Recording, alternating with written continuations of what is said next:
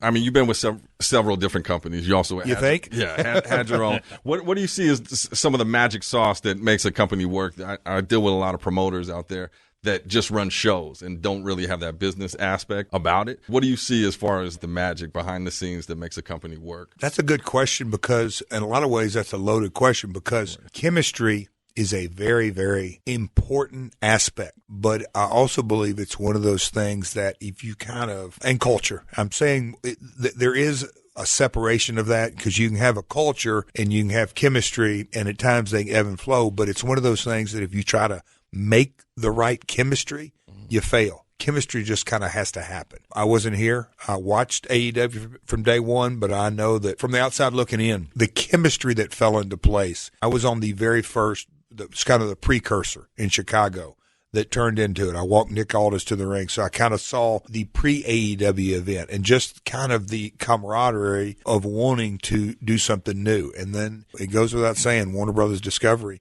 you cannot ask for a better partner. They've doubled down. There's no two ways about it. They had 3 hours in being successful, and we're going to add 2 more, primetime on Saturday night. So I say all that to say the culture and the chemistry is paramount, but it's something that is fragile. It is to go give a sports analogy, you always hear about the Super Bowl winner the following year. Are they even going to make the playoffs? Right. That to me is the culture may be there, but the chemistry may not be there. And so I think there's a real balance of that. But that is something that you don't have to not everybody has to be in the boat at the same time, rowing at the same time. But you all got to be rowing in the same direction. And those are the principles that my father loved, a competitive locker room. He thought he thrived on it. To get a little back in the weeds, Jerry Lawler and Bill Dundee legitimately did not like each other. They would have never, ever gone out to eat together. They wouldn't have exchanged Christmas cards, which they never did. But they came to work, they did business,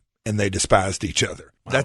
But my father, it's all business. Show up, go to work, make money. And so that is something that in our industry, and I've seen it in every promotion I've ever worked for, you can have a lot of competition, and that raises the stakes. And I think all of our ingredients are right there for us right now.